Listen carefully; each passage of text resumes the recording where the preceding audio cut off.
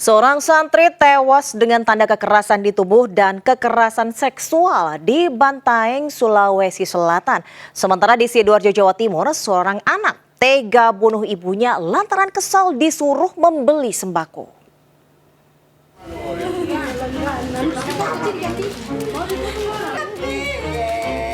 Isak tangis orang tua korban pecah saat melihat kondisi anak bungsunya usai dilakukan otopsi oleh tim forensik Big Dokes Polda Sulsel.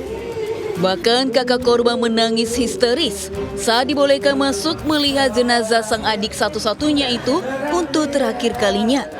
Korban RF 14 tahun duduk di bangku kelas 3 Pondok Pesantren di Tanetea, Desa Mipa-Mipa, Pajukukang, Bantaeng.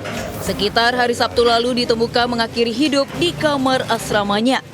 Anggota keluarga yang melihat kondisi jenazah curiga lalu melaporkannya ke Polres Bantaeng dan meminta otopsi.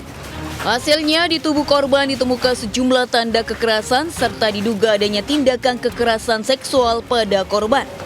Ada beberapa temuan yang kami duga merupakan tanda-tanda kekerasan. Tanda-tanda kekerasan. Informasinya kan gantung diri awalnya. Nah itu saya bilang makanya itu karena akan temuan awal dari teman penyidik itu nanti akan disinkronkan dengan apa yang kami temukan pada otopsi seperti itu. Untuk sampai ke hasil otopsi dugaan seksual pelecehan ada? Ya, tanda. Hingga saat ini belum ada keterangan resmi dari pihak pondok pesantren terkait penyebab kematian korban. Ponpes pun masih dijaga ketat polisi mengantisipasi amukan keluarga korban. Dari Makassar, Yoel Yusfin, iNews melaporkan.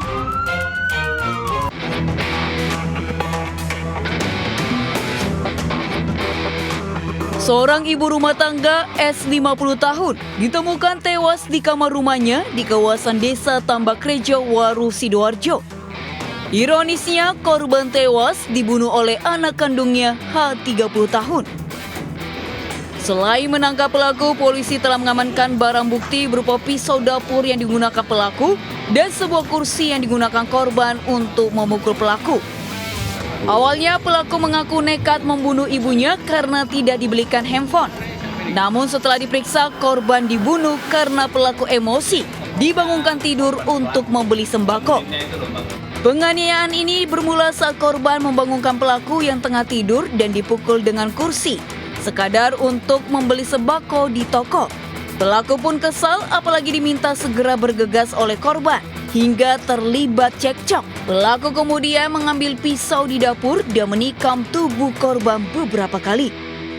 Karena pelaku ini sedang tidur, ya nyawanya belum terkumpul lah, sehingga korban ini ayo cepet. Akhirnya pelaku dongkol. Akhirnya sempat cekcok dan sempat dilempar kursi ini ke arah pelaku sehingga menyulut emosi pelaku. Sesaat kemudian langsung pelaku ke dapur untuk mengambil pisau dan kemudian terjadi percekcokan sehingga terjadilah penganiayaan. Guna kepentingan pemeriksaan lebih lanjut, pelaku diamankan di sel tahanan Polresta Sidoarjo. Dari Sidoarjo, Jawa Timur, Pramono Putra, iNews melaporkan.